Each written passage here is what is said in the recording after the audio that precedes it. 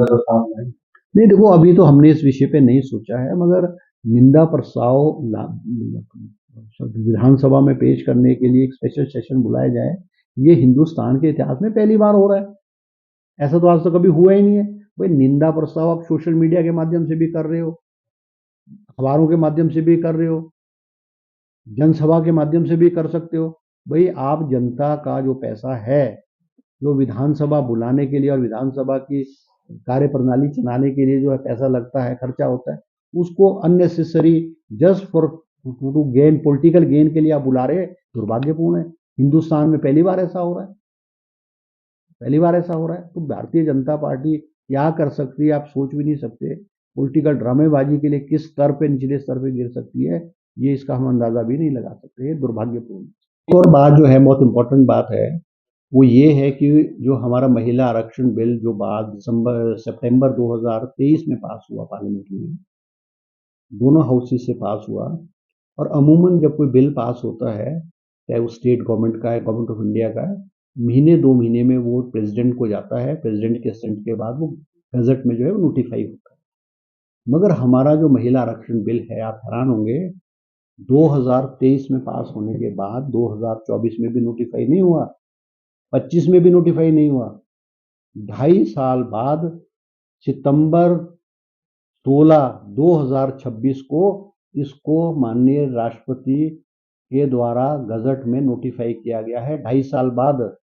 और उस दिन नोटिफाई किया गया है जिस दिन हमारा महिला आरक्षण बिल में अमेंडमेंट, जो पार्लियामेंट में अमेंडमेंट लानी थी, उस दिन ही उसको नोटिफाई किया गया। तो हैरानी की बात है, अगर ये इतनी सीरियस थी भारतीय जनता पार्टी महिला आरक्षण को देने की, तो 2.5 साल इन्होंने इस महिला आरक्षण बिल को नोटिफाई करने में क्यों लगाया? और उसी दिन, जिस दिन अमेंडमेंट हो रही है, 16 अप्रैल 2026 को पार्लियामेंट में अमेंडमेंट के लिए बिल पेश किया गया, उसी दिन जो है वो नोटिफाई होता है।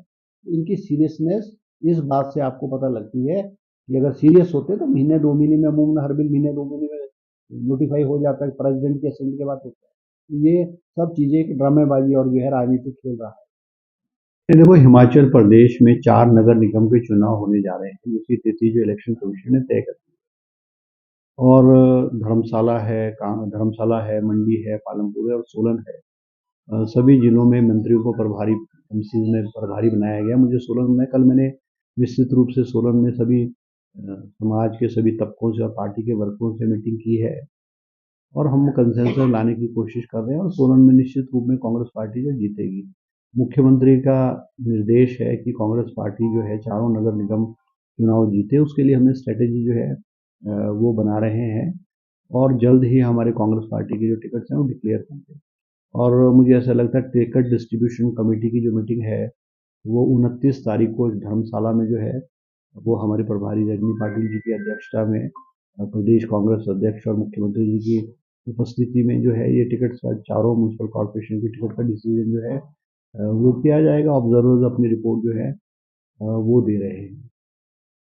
भाजपा का आरोप है कि टिकटों से जो है वो, नहीं देखो, जयराम जी और भारतीय जनता पार्टी ये प्रचार कर रही है कांग्रेस के टिकटार्थियों से 5,000 रुपए लिया जा रहा है। ये गलत है, सरासर झूठ है, और ये भ्रामक प्रचार करने की कोशिश कर रहे हैं।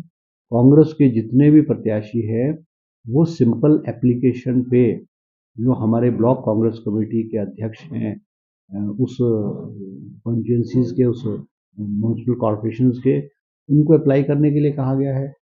कहीं भी कांग्रेस पार्टी ने 5,000 रुपए या कोई शुल्क जो है वो नहीं रखा हुआ है, ना पहले रखा था, ना अब रखा है, ना आने वाले समय में जो है नहीं वो रखा जाएगा। नहीं देखो, जो महिला आरक्षण बिल है वो भारतीय जनता पार्टी द्वारा एक जो है वो ड्रामा करने की कोशिश की जा रही है। और आप देख सकते हैं कि अभी भारतीय जनता पार्टी ने हिमाचल प्रदेश में शिमला में चौड़ा मैदान में जो रैली की महिलाओं की, और उस रैली में महिलाओं को स्टेज पे पहली बार बैठाया और बड़े बड़े नेता नीचे बैठे हैं। एक ड्रामे करने में तो बीजेपी एक्सपर्ट है, इनको झूठ बोलना, ड्रामेबाजी करना, नौटंकी करना, इसमें तो एक्सपर्ट है। इनको तो ओलंपिक में अगर नौटंकी और झूठ बोलने का कोई खेल प्रतियोगिता हो जाए तो हिंदुस्तान के लिए भारतीय जनता पार्टी जो है गोल्ड मेडल जीत के ले आ सकती है। ये एक्सपर्ट है इन चीज़ों में। और जो वीडियो बिंदल का भारतीय जनता पार्टी के प्रदेश अध्यक्ष का वीडियो जो महिलाओं के प्रति जो टिप्पणी, भद्दी टिप्पणी और गंदी टिप्पणी बिंदल जी ने की है, चलते चलते जो आज सोशल मीडिया पे जो वायरल हुई है, वो एक महिलाओं के लिए बहुत बड़ा अपमान है, महिलाओं के लिए बहुत बड़ा निरादर है और ये दर्शाती है कि भारतीय जनता पार्टी महिलाओं की कितनी इज्जत और कितनी रिस्पेक्ट जो है करती है। ये बात ठीक है कि भारतीय जनता पार्टी ये जो महिला आरक्षण बिल है इसके बारे में विस्तृत रूप से चर्चा करके, और मैं एक और बात आपको मीडिया के लोगों को कहना चाहूँगा कि बीजेपी जो कह रही है महिला आरक्षण बिल जो है गिरा है, महिला आरक्षण बिल पास नहीं हुआ है, ये सरासर गलत है।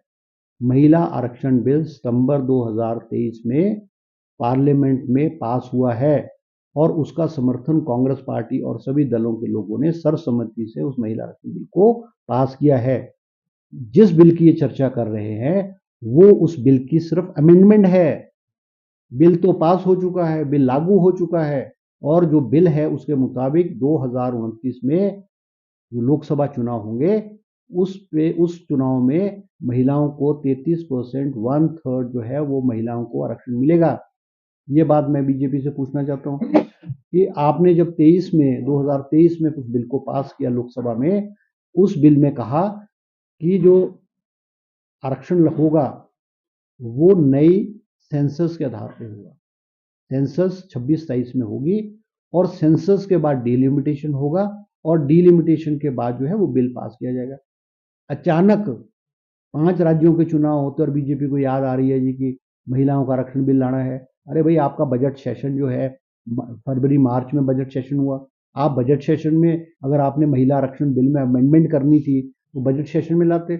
आप एक अलग सेशन बुला रहे हो, पार्लियामेंट का सेशन बुला रहे हो और उसमें वो अमेंडमेंट ला रहे हो। बिल नहीं गिरा है, बिल तो पास है।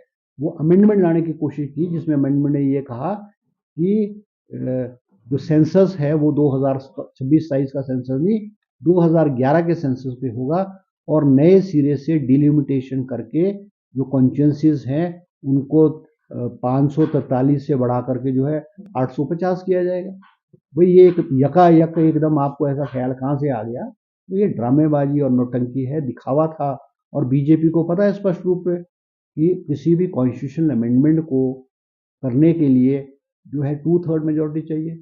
आपके पास पार्लियामेंट में 2/3 मेजोरिटी नहीं है तो स्वाभाविक रूप से बिल तो गिरना था। और इस बिल के माध्यम से जो इनका मकसद था, महिलाओं को तो आरक्षण है, अभी भी है, बिल पास है, मगर इन्होंने कॉन्स्टिट्यूंसियों को बढ़ाना था, लोकसभा की कॉन्स्टिट्यूंसी को बढ़ा करके एक डिवीजन क्रिएट करना था हिंदुस्तान में और वो नॉर्थ इंडिया और साउथ इंडिया के बीच में एक टकराव करने की कोशिश जो है भारतीय जनता पार्टी कर रही थी कि उत्तरी भारत और दक्षिणी भारत के लोगों में आपस में टकराव हो। आज बीजेपी क्या कर रही है?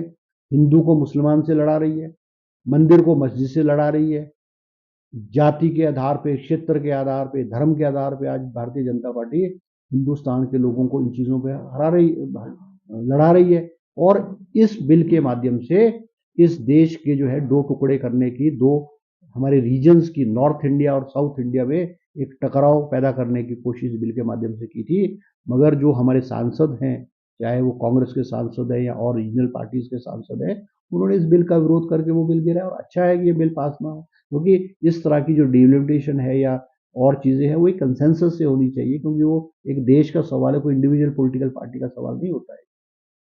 लेकिन जिस तरह से राज्य में विशेष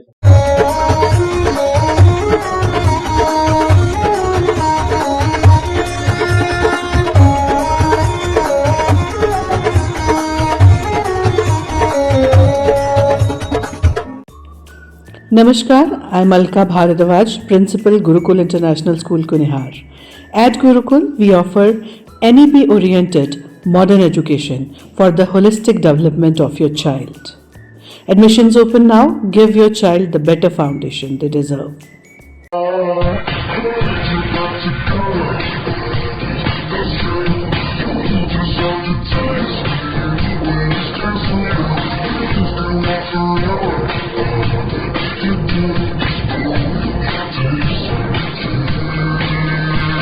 Looking for a school that shapes not just students but future leaders? Welcome to Kasoli International Public School. a world-class residential institution where learning goes beyond classrooms. With a strong academic foundation, an advanced curriculum, and excellence in sports and co-curricular activities, we focus on complete development. Nutritious food, a safe boarding environment, and experienced teachers living on campus ensure constant care, discipline, and guidance. Enroll your child at Kasoli International Public School today. Admissions are now open. Give your child the future they truly deserve. Thank you.